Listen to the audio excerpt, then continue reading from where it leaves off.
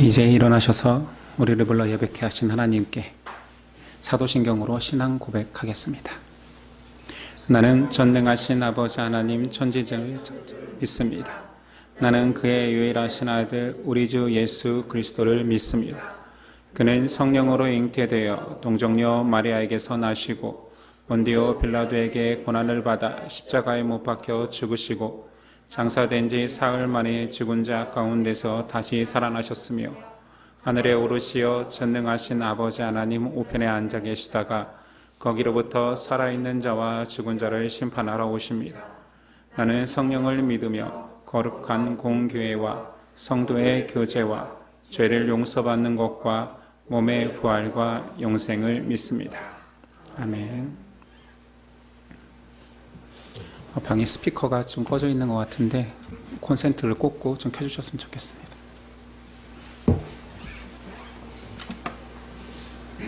이렇게 찬양 드리겠습니다.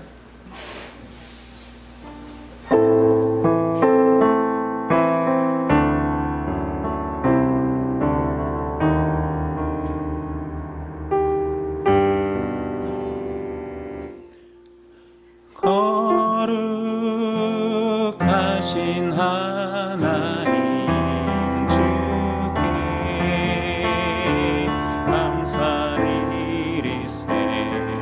난리에 이 땅에 오신 독생자 예수 나의 맘과 뜻 다해 주께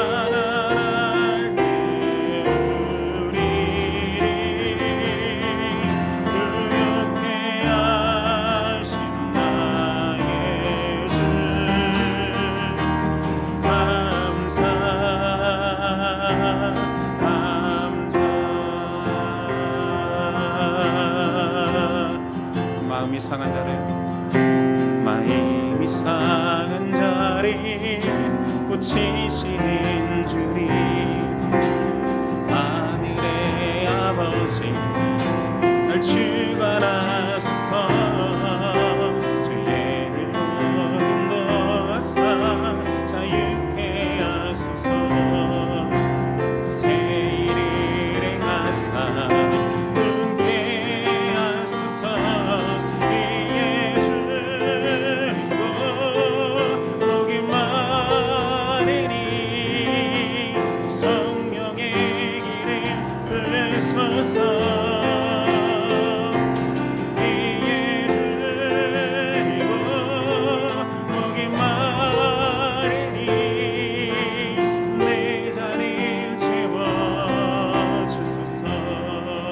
마음이 상한 자를 고치시는 주님 하늘의 아버지 날 주관하소서 주의 길로 인도하사 자유케 하소서 새 일을 행하사 은혜 하소서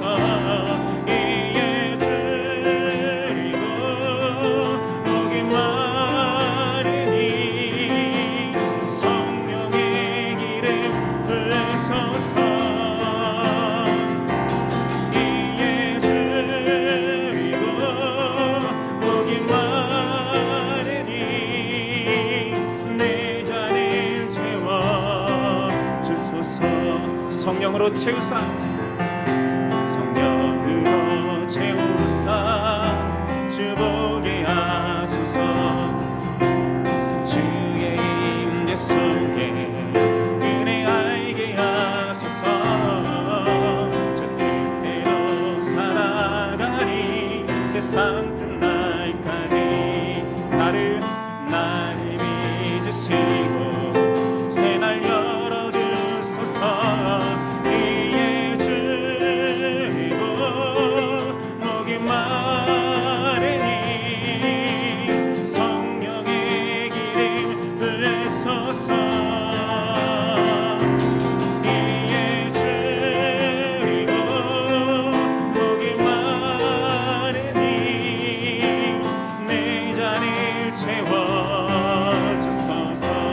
내가 의의 주이고 목이 마르니 성령의 길을 부소서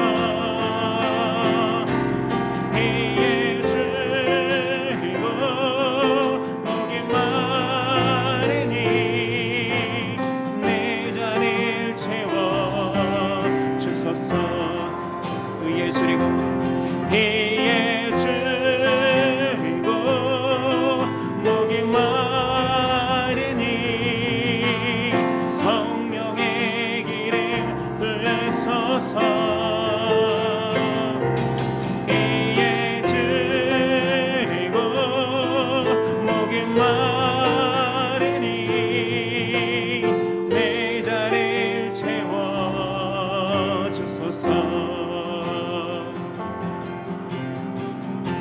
약할 때 강함 되시네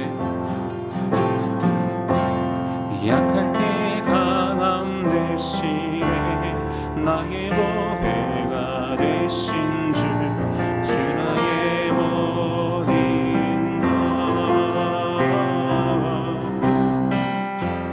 주 안에 있는 보배 나는 포기할 수 없네 주 나의 자매들만 고백해 볼까요?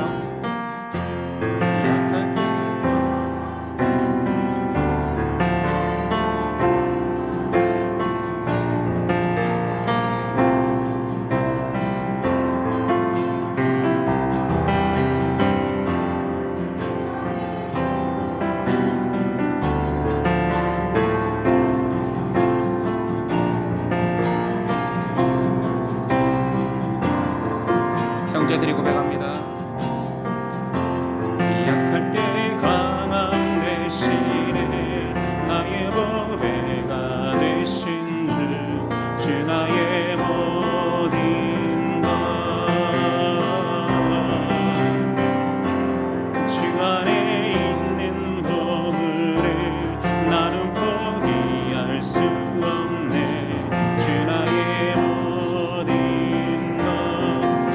마을 같이 고백합니다. 십자가 죄 사셨네. 주님의 이름 찬양해. 주 나의 모든 것. 쓰러진 나를 세우고 나의 빈자를 채우네. 주 나의 모든 것. 예수 어린 양 존귀하니.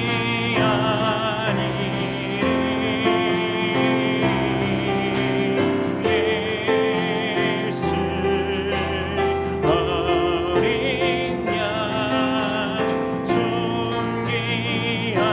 존귀하니. 예수 어린 양. 예수 어린 양 존귀하니.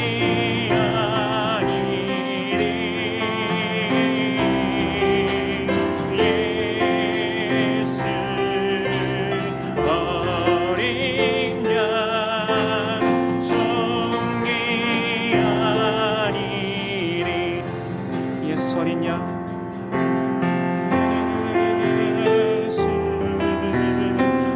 어린 양 존귀하니.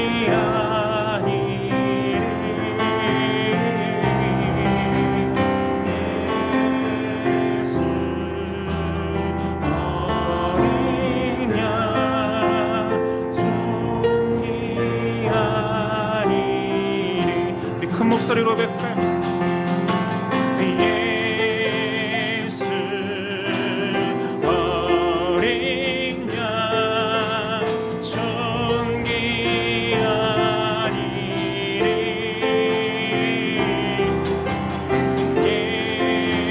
예수 어린 양 존귀하니. 예수님은 우리의 구원자. 예수 어린 양 존귀하니.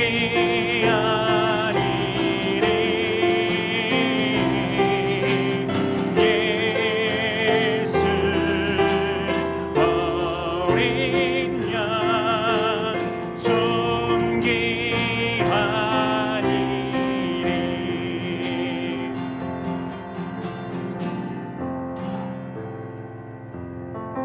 계속 침묵으로 기도하겠습니다.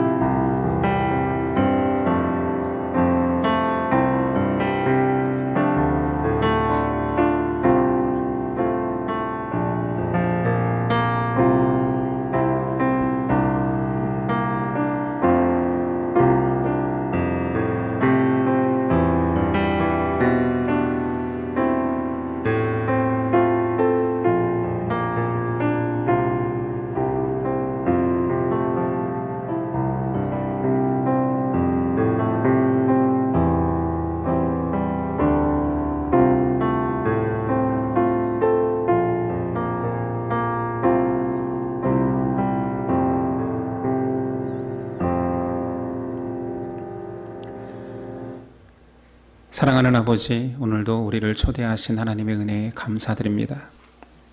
그러나 우리의 육신이 연약하여서, 우리의 자녀들이 연약하여서 때로는 질병에 이 자리에 못 나오는 수도 있습니다. 우리를 강건하게 지켜주시옵시고 못 나올 때일수록 더욱 이 자리를 사모할 수 있는 믿음 허락하여 주옵소서. 한 주간 불의한 모습이 많은 우리입니다. 매주 똑같이 죄를 짓고 나와 반복되는 죄 속에서 하나님의 은혜를 구합니다. 그러나 우리를 나무라지 아니하시고 또 용서하시는, 또 용납하시는 하나님의 사랑 앞에 감사하며 나아왔사오니 오늘도 부족한 우리를 씻어 깨끗게 하여 주시옵소서. 빈손으로 오지 아니하고 예물 가져왔습니다. 이곳이 하나님 나라의 잘 수 있도록 도와주시고 우리의 마음을 받아주시옵소서. 하나님, 우리는 말씀이 필요합니다. 주의 음성이 아니면 좌로나 우로나 치우쳐 살 수밖에 없는 우리 이혼이 오늘도 말씀으로 우리의 심령을 굳건히 붙잡아 주옵소서. 성령님 말씀 가운데 역사하여 주시옵소서. 주의 종이 듣겠나이다. 예수 그리스도 이름으로 기도드립니다. 아멘. 우리 일어나셔서 십계명 낭독이 있겠습니다. 하나님이 이 모든 말씀으로 말씀하여 이르시되 나는 너를 애굽 땅 종 되었던 집에서 인도하여 낸 내 하나님 여호와니라. 제1은 너는 나 외에는 다른 신들을 내게 두지 말라.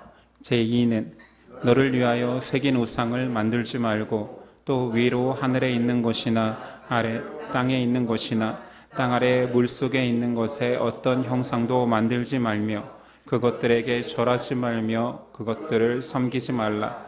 제3은 너는 내 하나님 여호와의 이름을 망령되게 부르지 말라.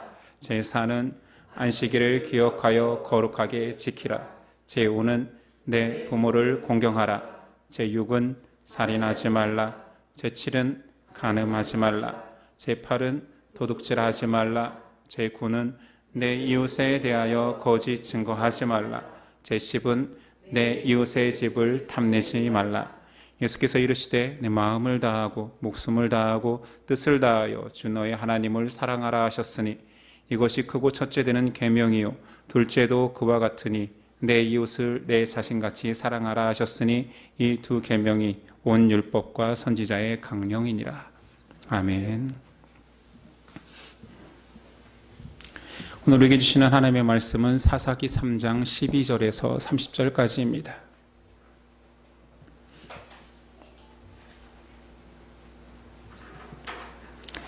사사기 3장 12절에서 30절까지 아주 긴 절이지만 우리 한 목소리로 한 절씩 교독하겠습니다.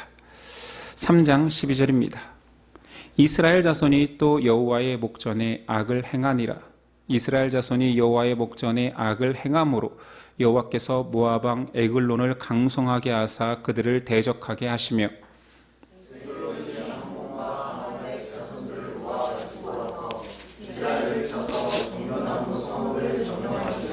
이에 이스라엘 자손이 모압 왕 에글론을 18해 동안 섬기니라.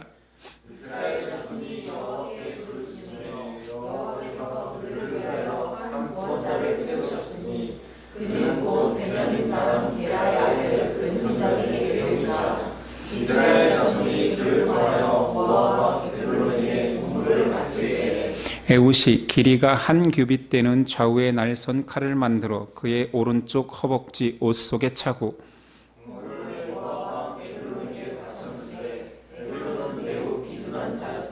에훗이 곡물 받치기를 마친 후에 곡물을 메고 온 자들을 보내고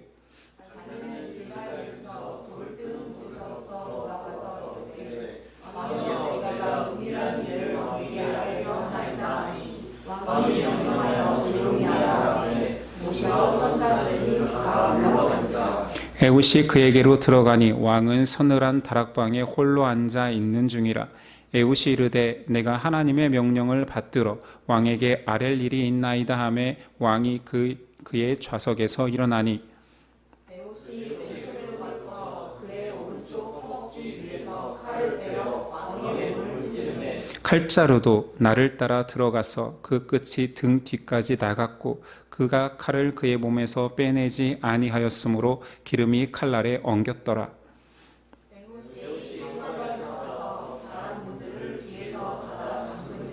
에훗이 나간 후에 왕의 신하들이 들어와서 다락문들이 잠겼음을 보고 이르되 왕이 분명히 서늘한 방에서 그의 발을 가리우신다 하고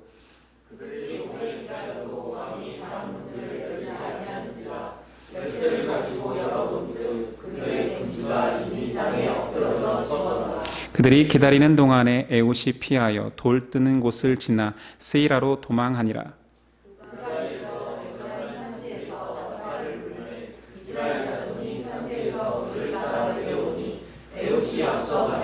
그들에게 이르되 나를 따르라. 여호와께서 너희의 원수들인 모압을 너희의 손에 넘겨주셨느니라 하매 무리가 에웃을 따라 내려가 모압 맞은편 요단강 나루를 장악하여 한 사람도 건너지 못하게 하였고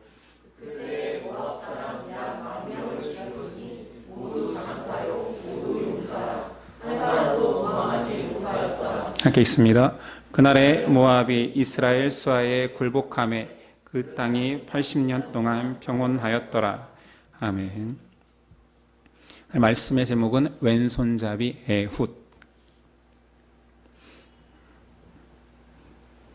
왼손잡이 에훗이라는 제목으로 은혜 나누겠습니다.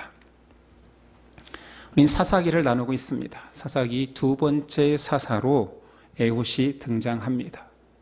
오늘 말씀도 사사기 전체의 구조와 동일합니다. 그 죄의 패턴이지요.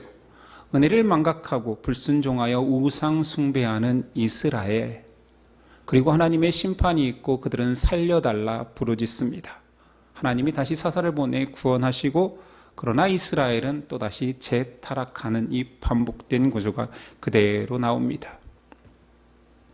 한번 볼까요? 하나님을 떠나 악을 행하는 이스라엘을 12절에 이렇게 묘사합니다. 이스라엘 자손이 또 여호와의 목전에 악을 행하니라. 원어에서는 더 큰 악을 행하니라. 이런 묘사로 이스라엘의 죄가 계속 똑같은 죄가 반복된다기보다는 더 증폭되고 있음을 말합니다. 말씀에 등장하는 장소 길갈 근처 돌 뜨는 곳은, 길갈은 우리가 잘 알다시피 이스라엘 2세대가 요단강을 건너와 그 요단에서 취한 돌을 가지고 하나님의 허락한 땅에 왔으니 하나님을 경배하고 2세대가 할례를 행한 그 경건한 자리입니다. 근데 그 근처 돌 뜨는 곳이라는 표현은 돌을 다듬어 우상을 만드는 곳이란 표현입니다. 길갈이 하나님의 사자가 임하고 할례를 베풀며 하나님의 언약을 재확신했던 그 장소가 오히려 우상 숭배를 조장하는, 그 우상을 만드는 장소가 된 거예요. 처참한 믿음의 상황을 묘사하고 있는 것입니다. 이런 이스라엘에게 하나님의 심판이 있습니다. 심판으로 쓰인 나라는 모압입니다. 모압 왕 에글론과 암몬과 아말렉이 동맹을 맺어 종려나무 성읍 여리고의 별명이지요. 여리고는 이스라엘 백성이 하나님의 땅 가나안에 처음으로 입성와서 점령한 땅이므로 그 땅을 차지함으로 이 가나안의 주인이 이스라엘임을 선포했던 곳입니다. 상징적인 장소죠. 그 땅을 빼앗깁니다. 모압과 암몬은 누구입니까? 아브라함이 자기 고향을 떠나 하나님이 약속한 땅으로 올 때 동행하였던 롯의 후손입니다. 롯이 소돔과 고모라에 살다가 하나님의 심판이 있을 때 딸 2명과 탈출하지요. 딸들은 세속적 가치관에 빠져 아버지를 통하여서 후손을 잇습니다. 그 불의한 후손들이 모압과 암몬이 되었지요. 동맹을 맺은 아말렉은 에서의 아들 엘리바스의 첩 딥나의 아들입니다.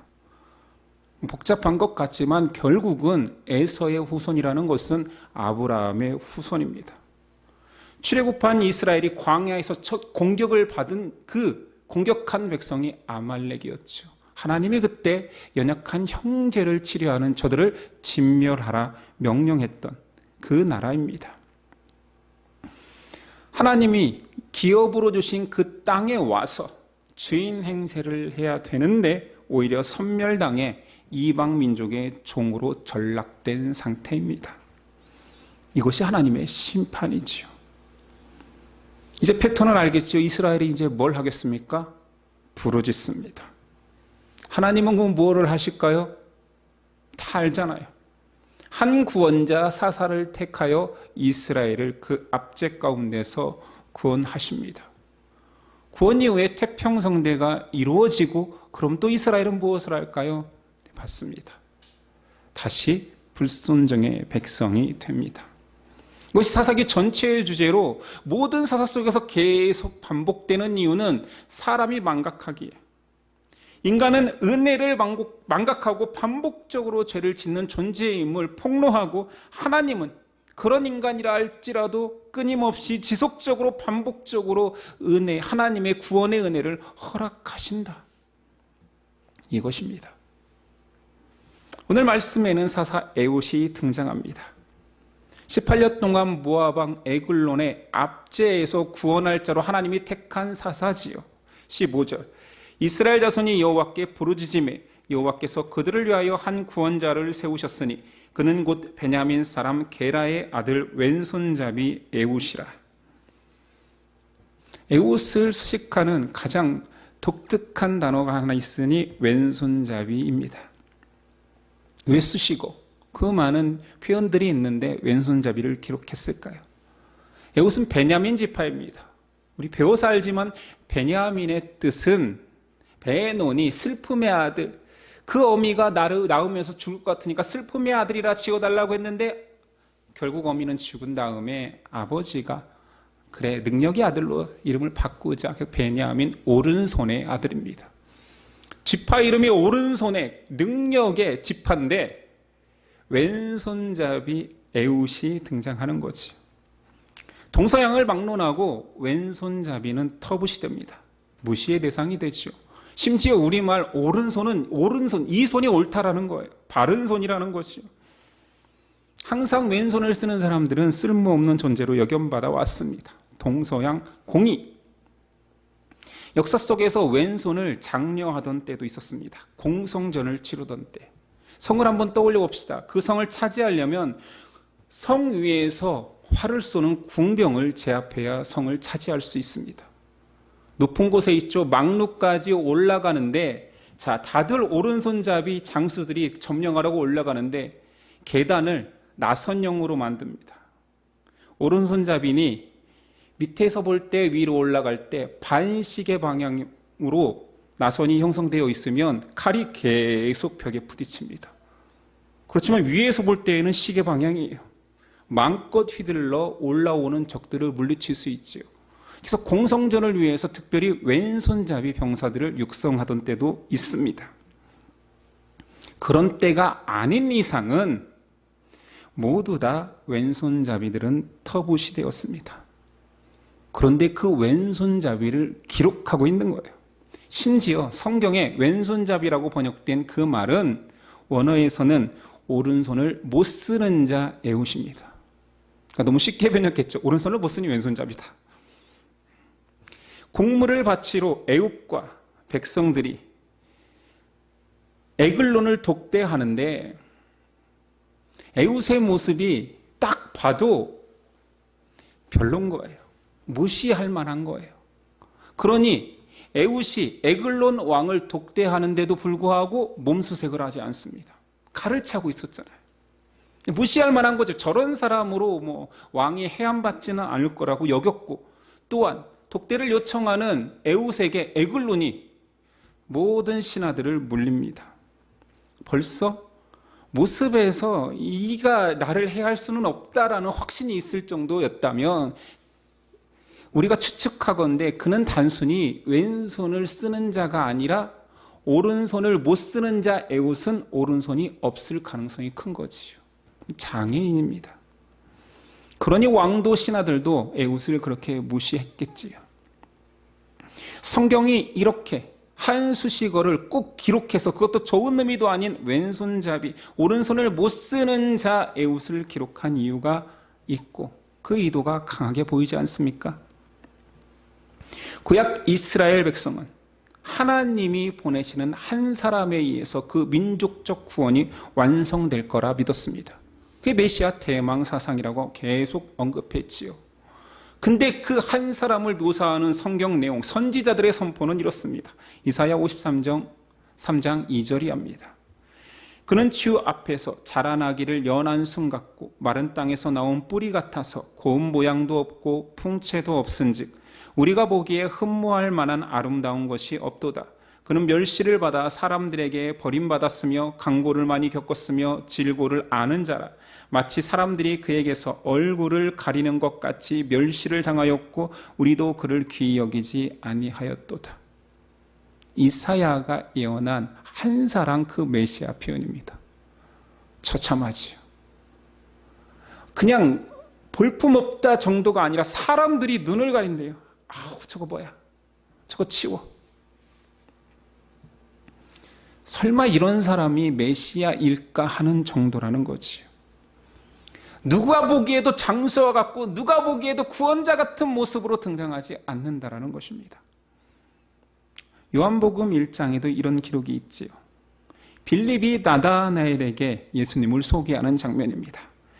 빌립이 나다나엘을 찾아 이르되 모세가 율법에 기록하였고 여러 선지자가 기록한 그 일을 우리가 만났으니 요셉의 아들 나사렛 예수니라. 나다나엘이 이르되 나사렛에서 무슨 선한 것이 날 수 있느냐. 신분 자체도 목수의 아들, 그게 어떻게 메시아일 수 있어? 그렇게 믿음 없이 이방인 취급받는 나사렛에서 메시아는 말도 안 되지. 하나님이 보내시는 그 한 사람은 그렇게 낮고 천한 모습으로 등장합니다. 계속된 에웃의 묘사가 이렇습니다. 에웃이 백성들과 함께 조공을 가지고 왕께 바친 이후에 백성들을 아까 말했던 그 돌 뜨는 곳에서 다 돌려보냅니다. 그리고 홀로 다시 에글론 왕을 찾지요. 에웃은 혼자 일합니다. 혼자 왕을 처단한 이후에 다시 백성을 모아 모압 연합군을 몰아내지요. 아니, 왕이 없는 전쟁터, 장수가 없는 전쟁터에서 이 전쟁은 끝난 것입니다. 그냥 이긴 전쟁에 백성들이 참전하여서 승리를 만끽하라는 거지요. 이 전쟁은 에훗이 끝낸 것입니다. 그렇게 하나님의 구원은 한 사람을 통해 이루심을 계속 강조하고 있습니다. 16절에 보니 에훗이 길이가 한 규빗 되는 좌우에 날선 칼을 만들어 그의 오른쪽 허벅지 옷 속에 차고, 좌우에 날선 검, 누구를 향한 표현입니까? 계시록에 예수님의 영광의 모습을 표현할 때 좌우에 날선 검을 가진 자, 역시 예수 그리스도입니다. 사사를 통한 하나님의 구원 역사는 사람이 침범할 수 없습니다. 하나님이 하십니다. 우리가 지금 에훗이 한 일 그 자체만 본다면 잔꾀를 부린 사악한 암살 아닙니까? 정당하지 않아 보이잖아요. 힘과 힘의 싸움도 아니고 전략과 전술의 싸움도 아니고 좋은 것들을 바라겠습니다, 절대자의 음성을 가지고 왔습니다라고 거짓말하고 갓찔른 것 같은, 사람의 입장에서는 그렇게 보이지만 이는 철저하게 하나님이 준비한 하나님의 명령에 순종한 태도임을 성경은 말하고 있습니다. 20절, 에훗이 그에게로 들어가니 왕은 서늘한 다락방에 홀로 앉아 있는 중이라. 에훗이 이르되 내가 하나님의 명령을 받들어 왕에게 아랠 일이 있나이다 하매 왕이 그의 좌석에서 일어나니. 에글론이 신앙이 있어서 여호와 하나님이 나에게 하신 말씀이 있다고 그런 게 아닙니다. 그는 그냥 이방인으로서, 하나님의 백성을 압제하는 백성으로서 제가 믿는 신의 신탁을 가지고 왔으니 당신에게 유익할 것입니다 했더니 궁금해서 보좌에서 내려와 그래 무슨 얘긴데 라고 한 거지. 하나님께서 이스라엘을 구원하기 위한 한 방법을 택하는데 12지파 중에서 제일 연약한, 제일 규모가 작은 베냐민 지파 중에서도 한 사람을 찾는데 절대로 장수가 될 수 없는, 그 장수가 이스라엘을 이끌면 사기가 저하될 수밖에 없는 정말 미천한 한 사람을 택하셔서 일하십니다. 철저하게 하나님은 너희의 공로가 아니다. 승리는, 육적 승리는 영적 승리를 상징할 텐데 사람의 능함, 사람에게 능력 줘서 일하는 것이 아닌 나의 작정과 계획으로 오롯이 완성됨을 선언하고 있습니다. 오늘 말씀에는 길게 적장 에글론을 향한 묘사도 있습니다. 17절, 곡물을 모압왕 에글론에게 바쳤는데 에글론은 매우 비둔한 자였더라. 굉장히 이것도 또한 수식어가 특별하죠. 성경 어떤 인물 속에 그를 뚱뚱하더라라는 표현이 있겠습니까? 특별한 의미가 있는 거지. 18년 동안 하나님의 백성에게서 얼마나 많은 조공을 받아서 먹었으면, 이럴 때는 처 먹었으면이 더 어감이 맞죠. 얼마나 조공을 받아 처 먹었으면 성경에서 그는 뚱뚱하다, 비대한 비둔한 자다. 22절, 칼자루도 나를 따라 들어가서, 이것은 에웃의 암살 장면입니다. 그 끝이 둥 뒤로 나갔고 그의 칼을 그의 몸에서 빼지 아니하였으므로 기름이 칼날에 엉겼더라. 얼마나 비대한 자면 칼을 찔렀는데 기름에 엉겨버렸고, 얼마나 탐심이 심하면 풍자하는 거지요. 얼마나 처먹었으면 뚱뚱하고, 얼마나 처먹기를 좋아하면 칼조차 뱉어내지 않는 거예요. 그것도 삼키는 거지. 에글론의 살찐 모습을 특별히 성경이 묘사하는 것은 탐욕의 상징을 말하고 싶은 것입니다. 여기서 끝나지 않고 더 비참한 모습을 하나 묘사하고 있으니, 에웃이 암살한 후에 에글론의 수하들이 왕을 아련하려고 들어갔는데 문이 잠겨 있고 어떤 상황인지 모르지만 그들이 이런 표현을 합니다.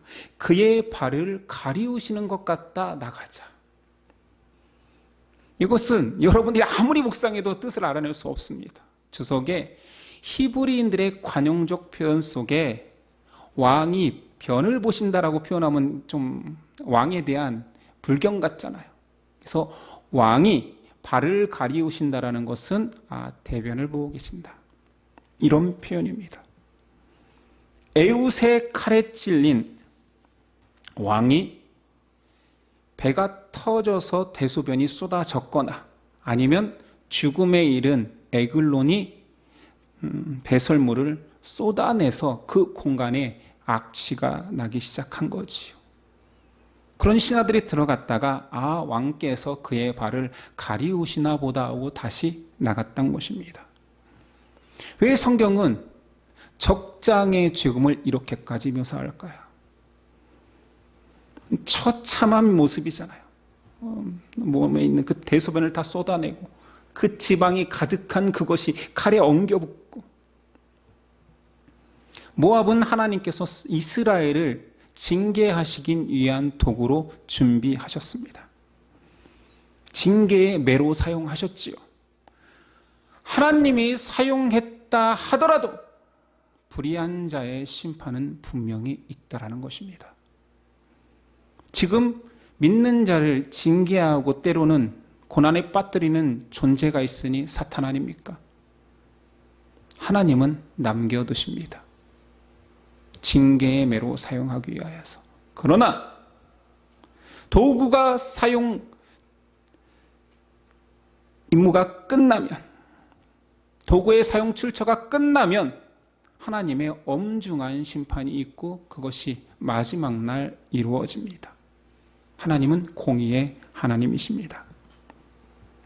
오늘 말씀은 왼손잡이 에웃을 통한 하나님의 구원을 보여주고 있습니다. 에웃은 누가 보더라도 용맹한 장수의 모습은 아닙니다. 고대 사회에서 천시받던 불고의 모습에 가깝습니다. 무시받아 마땅한 그의 존재의 모습이, 그런 자를 장군으로 세우면 아군의 사기를 떨어뜨리고 적장이 보기에 저 장수는 조롱받아 마땅한 존재일 텐데, 하나님은 그런 자를 통하여서 일하십니다. 이유는 구원은 너희가 이루는 것이 아니다. 또한 적군을, 이스라엘의 심판을 위해서 사용한 그 적군을 하나님은 오히려 강성하게 하시기도 합니다.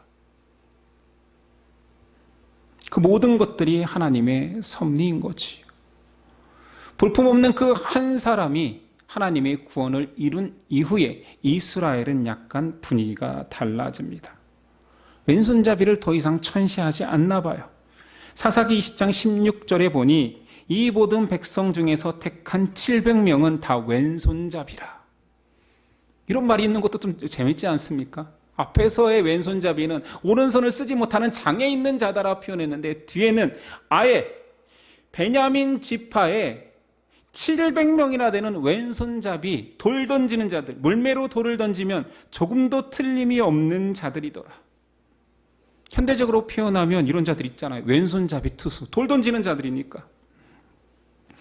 현대 야구에서도 왼손잡이는 더 귀함을 받습니다. 왜 그러냐면 오른손 타자가 많기 때문에 왼손 투수가 더 유리합니다. 이때부터 시작된 거예요. 믿거나 말거나. 사람의 상식은 하나님의 능력을, 하나님의 지혜를 따라올 수 없습니다. 이것이 하나님의 일하시는 방식이며 하나님의 역사입니다. 구원은 오롯이 하나님의 사역입니다. 오히려 사람의 약함이 하나님의 강함으로 드러날 때가 많지요.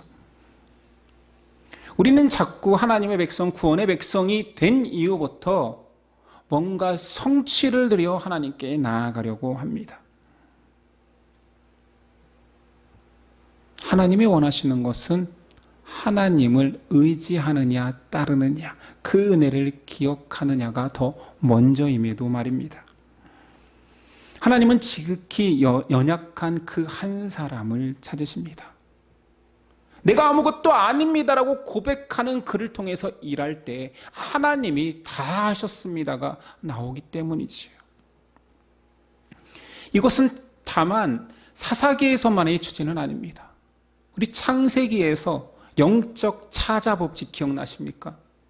왜 자꾸 사람의 능력을 상징하는 첫째를 유기시키고 하나님은 둘째를 좋아하실까? 왜 그럴까? 첫째는 못났고 왜 둘째는 다 하나님이 이뻐하실까라는 느낌. 사람은 첫째를 가장 귀한 것, 가장 강한 것처럼 여기지만 하나님은 사람의 약한 것을 들어 쓰시는 것을 원하는 이유는 모든 구원이 나에게 있음을 선언하기 위함입니다. 이렇게 하나님의 의도, 약한 자, 못난 자, 낮은 자를 즐겨 씻는 하나님의 의도를 정확히 고백한 자가 있으니 사울에서 바울로 계명한 그 바울입니다. 고린도전서 1장 27절이야. 그러나 하나님께서 세상에 미련한 것들을 택하사 지혜 있는 자들을 부끄럽게 하려 하시고 세상에 약한 것들을 택하사 강한 것들을 부끄럽게 하려 하시며 하나님께서 세상의 천한 것들과 멸시받는 것들과 없는 것들을 택하사 있는 것들을 패하려 하시나니 이는 아무 육체도 하나님 앞에서 자랑하지 못하게 하려 하심이라. 정확하지요. 오늘 말씀의 주제와 동일합니다. 신앙인이 되어서까지, 주인 있는 자가 되어서까지, 하나님을 주라 고백하는 자가 되어서까지 자기 잘남과 행함으로 하나님께 나아가려 하는 자들, 이런 자들을 하나님은 기뻐하지 않으십니다. 하나님은 오히려 아무것도 아니기에 하나님이 없으면 나는 죽습니다. 하나님이 나를 돕지 않으면 나는 망합니다. 하나님을 의지하는 마음을 원하시는 거지요. 바울의 편지에 계속됩니다. 고린도후서 12장 10절. 그러므로 내가 그리스도를 위하여 약한 것들과 능욕과 궁핍과 박해와 공고를 기뻐하노니 이는 내가 약한 때에 강함이라. 바울이 신약에 얼마나 귀한 사역을 한 자입니까? 신약에 온통 바울 이야기뿐이지 않습니까? 그런 그가 자신의 사역을 자랑하지 아니하고 자신의 약함을 자랑하고 있습니다. 오늘 말씀은 너무나 우리가 잘 아는 내용이고 그 적용도 뻔하지만 우리가 너무 못하는 신앙의 태도가 드러나기에 계속 강조됩니다.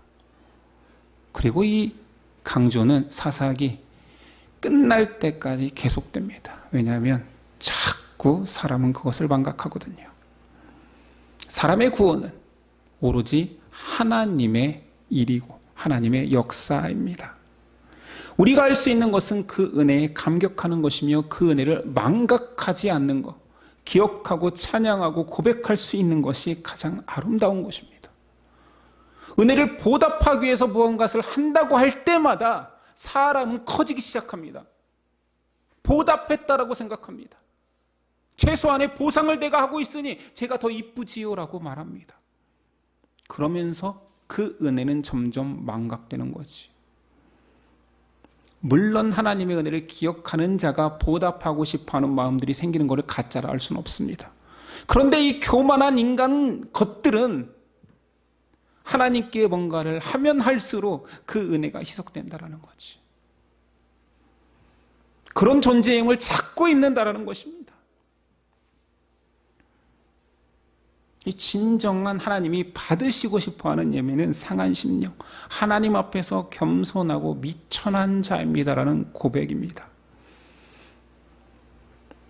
그러니 우리가 신앙하면서 하나님께 헌신한다라는 그 위험성에 조심해야 되지요.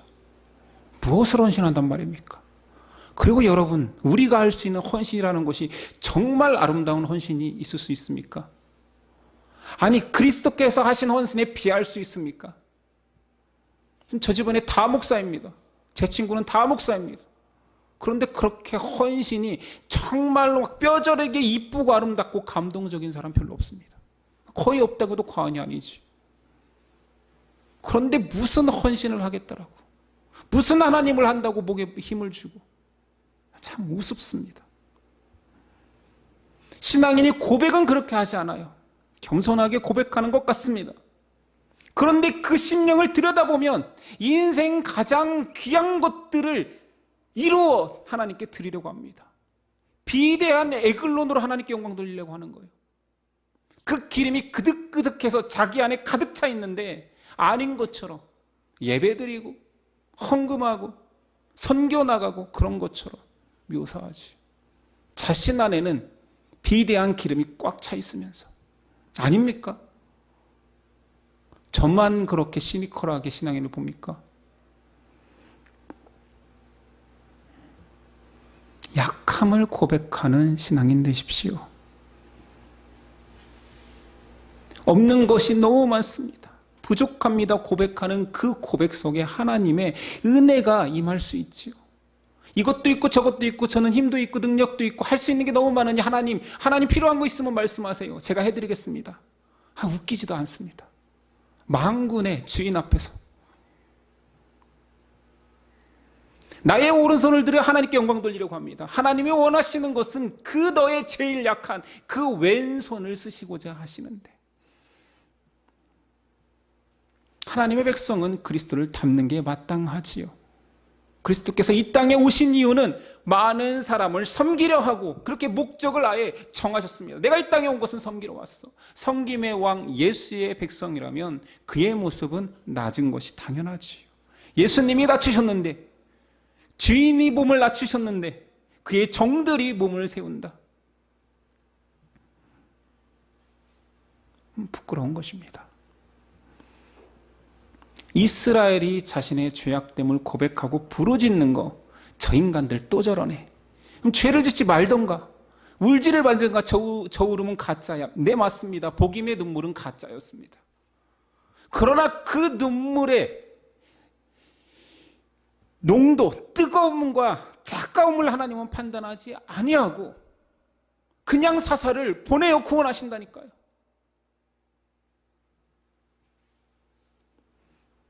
유능한 하나님의 일꾼을 구원하는 것이 아니라 낮은 자리로 또 낮은 자리로 내려가 못난 나를 또 고백하는 그 자리에서 하나님은 구원을 베푸십니다. 이렇게 선포하는 저도 물론 오른손의 사람으로 살고 있을 것입니다. 오른손의 사람을 꿈꿀 것입니다. 그러나 하나님은 우리에게 시련을 주시고 준비된 모압을 통해 또 넘어뜨립니다. 내가 다리를 부러뜨리는 한이 있어도, 팔을 부러뜨리는 한이 있어도 너를 비참하게 만들 거야. 내 사람은 내가 가만두지 않아. 다 부러뜨려 장애인이 될지라더라도 내 구원의 백성은 겸손하게 나의 은혜를 구하는 사람을 만들 거야 라는 무서운 내용이 사사기입니다. 또 등장할 것입니다. 이쯤 맞았으면 개과천선해서 멋있는 이스라엘 백성이 될 것 같은데 시작도 안 했습니다.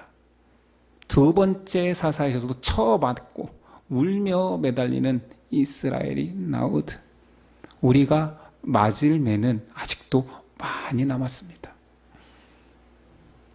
나는 말 잘 들어서 매를 대지 않아도 순종하는 자녀야 라고 착각하지 마십시오. 그렇게 말하는 사람이 머리 터지도록 맞아야 됩니다. 안 그렇습니까? 나는 매가 필요한 사람이야. 더 때려주세요.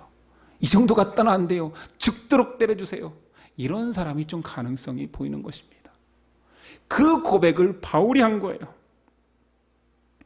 미련한 것, 사람이라고도 안 해요. 미련한 것, 약한 것, 천한 것, 멸시받는 것, 없는 것.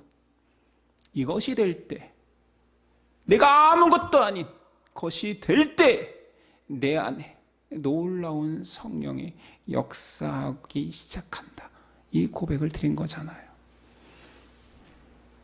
교회 올 때 입구에서부터 고개 쳐들지 마세요. 꼴불견입니다. 고개 숙이고 들어오세요. 일주일간 잘 살았다고, 예배에서 이제 축복 받겠다라고 그렇게 어깨 으쓱거리면서 들어오지 마세요. 겸손하게 들어오십시오. 울며 들어오십시오. 미련한 것처럼, 천한 것처럼, 없는 것처럼 들어오십시오. 그리고 은혜를 구합시다. 하나님을 구하는 자에게 하나님은 결코 외면하는 법이 없습니다. 하나님의 은혜는 그렇게 겸손한 자리로 내려와 하나님 없이는 못 삽니다. 울며 불며 매달리는 자에게 베풀어집니다. 사사기 전체의 주제가 겸손하라는 결코 아닙니다. 사사기는 윤리적인 책이 아니지요.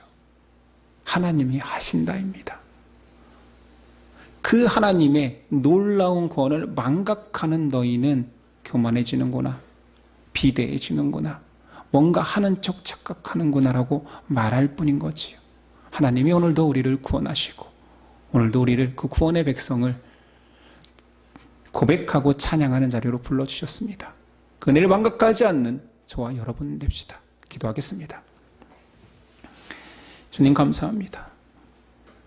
나의 구원의 감격은 언제였습니까? 매일입니까? 아니면 처음 예수님을 고백했던 그때입니까? 우리가 이스라엘보다 더 하나님의 은혜를 망각하는 자 아닙니까? 예배당에서 벗어나고 말씀이 끝나는 순간 또 나의 인생의 성공을 위해 뛰는 자들 아닙니까?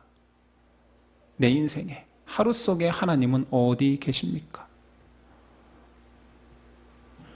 하나님이 필요한 자, 하나님이 아니면 아무것도 아닌 자의 자리로 다시 내려갈 은혜와 믿음을 허락하옵소서. 모압을 통한 징계가 있기 전에 세상에 아픔으로 넘어져서야 울며 매달리는 우리일 수밖에 없겠지만 조금이라도 작은 매에도 하나님의 사랑을 고백하고 그 매를 들 수밖에 없는 하나님의 사랑을 기억하고 돌아오는 우리 되도록 도와주옵소서. 우리를 홀로 두지 아니하시고 성령님 함께 하시며 우리의 길을 영원히 인도하시는 예수 그리스도의 이름으로 기도드렸습니다. 아멘. 일어나서 결단 찬송 드리겠습니다.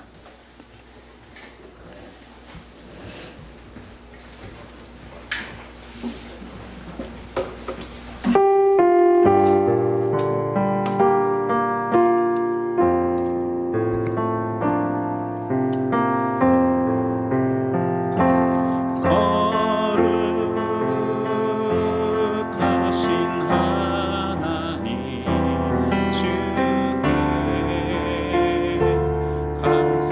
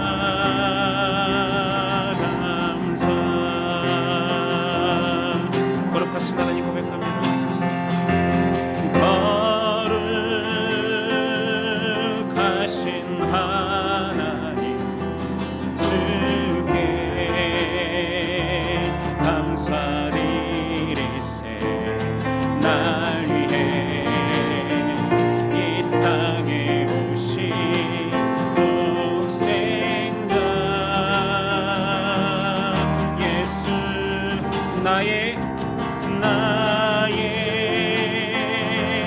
마음과 뜻 주님만을 주님 사랑합니다.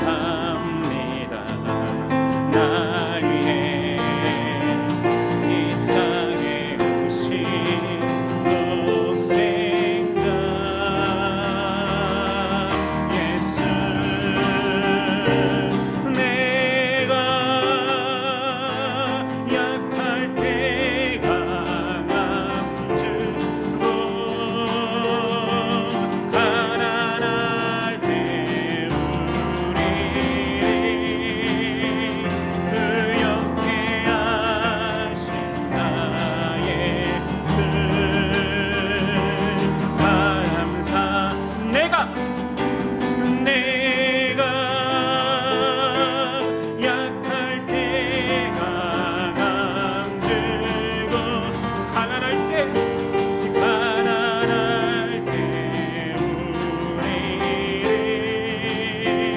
의롭게 하신 나의 주 감사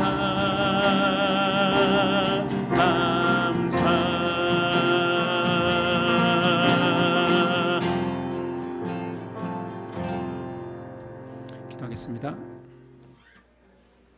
이제는 우리 주 예수 그리스도의 그 큰 은혜와 아들을 보내신 하나님의 사랑과 성령의 교통하심이 이제부터 영원까지 함께 하시기를 간절히 축원하옵나이다. 아멘.